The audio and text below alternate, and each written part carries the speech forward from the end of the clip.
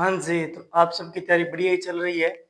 Exam बिल्कुल सिर पे आ गया है, जैसे कि 7 से एग्ज़ाम शुरू है सेकंड ग्रेड के। तो एग्ज़ाम से पहले थोड़े डिस्कस कर लेते हैं भी क्या-क्या सावधानियाँ बरतनी है। सबसे पहली तो ये कि एग्ज़ाम सेंटर जहाँ पे भी है, वहाँ पे पहले दिन जाके स्टे करने का सोचें। ये नहीं कि आपका 10 बजे एग्ज़ाम है, 9 बजे एग्ज़ाम है और आप स ऐन टाइम पे वहाँ पे जाने के लिए दौड़ लगा रहे हैं, नहीं। दूसरा ये एग्ज़ाम हॉल के अंदर क्या चीज़ें ध्यान रखनी है, एग्ज़ाम हॉल में जाने से पहले क्या चीज़ें ध्यान रखनी है, उनका डिस्कस करते हैं। सबसे पहले एग्जाम हॉल में जाने से पहले अपनी आईडी घर से लेके चलें, 2 आईडी और 2 फोटो, ठीक है। आईडी के अंदर एक चीज ध्यान रखें कि पिछली बार जैसे कि एक लीगल पेपर पे मांगा था कि आपका एडमिट कार्ड जो है वो लीगल पेपर पे प्रिंट होना चाहिए। फर्स्ट ग्रेड में ये किया था, तो कुछ ई मित्र वालों ने क्या लीगल पेपर पे नहीं निकाला, सीधे पेपर पे निकाल दिया। बाद में वहां पे जाके मैंने देखा कि सेंटर्स पे उन्होंने कहा कि ई मित्र से लीगल पेपर पे निकलवा के लाओ, तो वो समस्या हो सकती है। तो इसलिए अगर लीगल पेपर का मेंशन कर रखा है तो लीगल पेपर पे ही निकलवाएं। दूसरा, पेन, जैसे कि गोले पड़ते हैं तो गोले में टाइम ज्यादा लगता है, कई बार बिल्कुल पतली जो निब होती है उसका पेन लेके चले जाते हैं। तो आप अपनी नियर बाई शॉप पे जाए और वहां पे 1.0 mm का पेन मिलता है, 1.0 mm का पेन खरीदें, उससे क्या गोले जल्दी भरे जाते हैं, थोड़ी बड़ी होती है उसकी निब। तीसरी बात, टी शर्ट वाली, कभी कभी मैंने देखा है कि कुछ शर्ट में चले जाते हैं, बाद में वहां पे उनकी शर्ट काटते हैं। तो नहीं, हो सके इतने आप टी शर्ट ही पहन के जाएं, क्योंकि भी गर्मियों का मौसम है तो इतनी ज्यादा वो बात नहीं है, टी शर्ट पहन के जाएं। उसके अलावा कुछ चीजों की टेंशन बिल्कुल नहीं लेनी है, जैसे कि एग्जाम में कुछ पर्सन, अगर आपको पूरा पेपर ही टफ लग रहा है, जैसे आपने निकाला पहला पोर्शन, दूसरा पोर्शन, तीसरा पोर्शन, चौथा पोर्शन, और आपको ये लग रहा है कि एग्जाम बहुत ज्यादा टफ है, तो टेंशन बिल्कुल भी नहीं लेनी है, क्योंकि अगर टफ है तो जिनकी अच्छी तैयारी है उनको फायदा ही होगा। तो इसलिए आपको तो खुश होना है कि एग्जाम टफ है, बस आपको ये पता चलना चाहिए कि एग्जाम टफ है या नहीं है। अब अगर एग्जाम की नेचर दो तरीके की होती है, तो टफ होता है या मॉडरेट। इजी तो नहीं कह सकते, क्योंकि मॉडरेट होता है वो भी क्या है, आपके बहुत सारे क्वेश्चन गलत करवा देता है। टफ का पता कैसे चलेगा?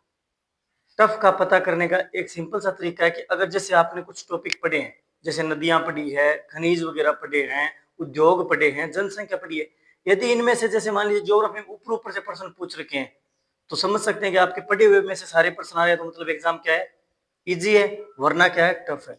इसी तरीके से मान लीजिए पॉलिटी है, तो पॉलिटी में नॉर्मल पूछ लिया कि आर्टिकल 52 किससे संबंधित है, या फिर आर्टिकल 55 में राष्ट्रपति से संबंधित क्या लिखा हुआ है, तो वो फिर क्या एग्जाम इजी हो जाता है। लेकिन वहीं अगर राष्ट्रपति दे के नीचे 4 स्टेटमेंट दे रखे हैं, तो तब एग्जाम क्या हो जाता है, टफ।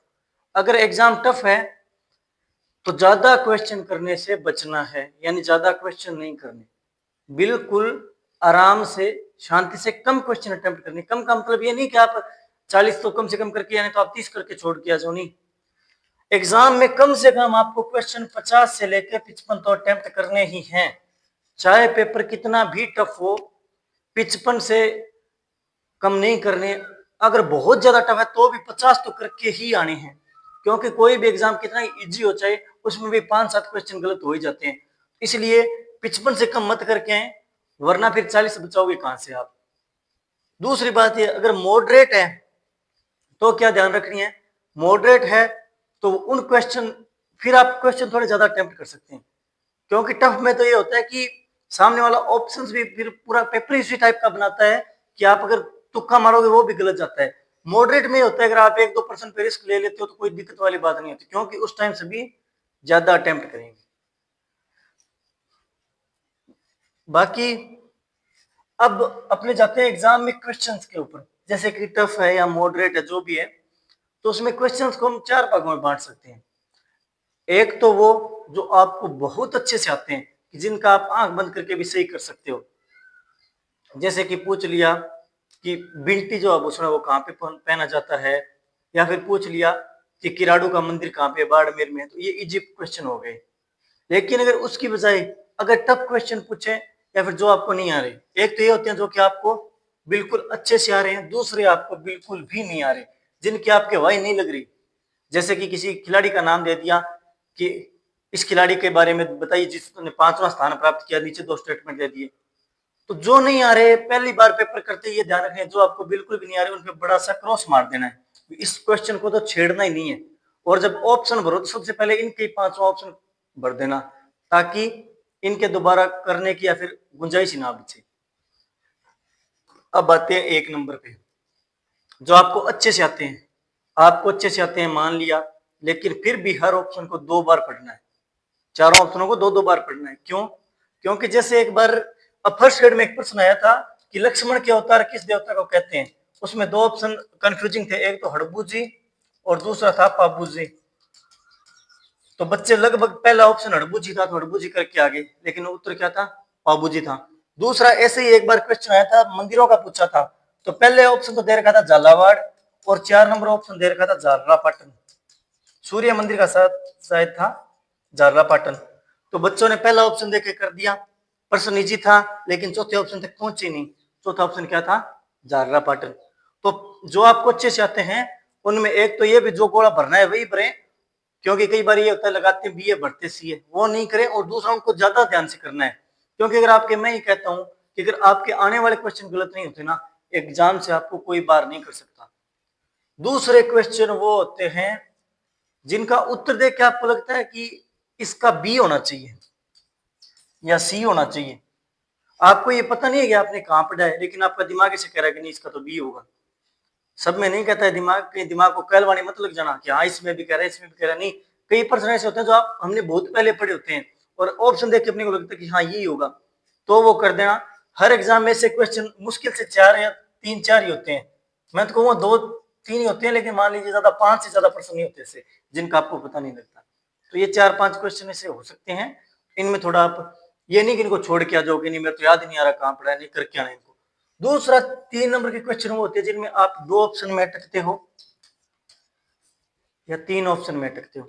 3 वालों पे भी मत कहूंगा रिस्क ले लेनी चाहिए, क्योंकि ये प्रश्न आपको बाहर नहीं फेंकते एग्जाम से, चाहे कितना ही टफ पेपर हो। ये प्रश्न से ना तो आप एग्जाम से बाहर जाते हो, आपके अंदर आने के चांसेस ज्यादा बढ़ते हैं।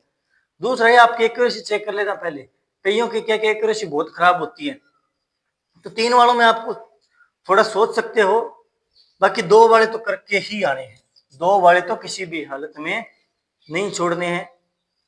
ठीक है, ये होगी पेपर की चर्चा। अब एग्जाम हॉल में अगर पेपर टफ आए तो बिल्कुल भी नहीं घबराना, नॉर्मल ये देखना कि अपने 40 क्वेश्चन बच रहे हैं क्या, यानी 50 से करके देखो, उसमें से अंदाजा लग जाता है भी हाँ 50 में से मेरे 40 से 45 50 से जा रहे हैं क्या। 50 में से 45 अगर आपको लग रहा है कि बिल्कुल सही है तो ये मान के चलो कि आप सेफ स्कोर में हो। अगर आपको ये लग रहा है मेरे 50 सही है तो उनमें से ये मान के चलो 5 तो आपके कट गए। अगर 50 सही लग रहे हैं आपको तो 45 ही मानो, क्योंकि 5-4 क्वेश्चन अपने को आते हुए गलत होंगे, सभी के होते हैं। टफ लगे टेंशन नहीं लेनी है, आराम से पेपर करना है। ठीक है, लास्ट में जाके 10 मिनट आपको मिलेंगे किसके लिए? पेपर को जो 5वां ऑप्शन उसको भरने के लिए। तो अपने को तैयार रखिए, 5वें ऑप्शन भरने के लिए प्रेप टाइम मिलता है 10 मिनट का। उससे पहले जो अच्छे से आ रहे हैं उनको पहले भर लें गोलों को। ठीक है, थैंक यू। कोई भी क्वेश्चन हो कोई बात हो आप कमेंट में पूछ सकते हैं। सी यू अगेन।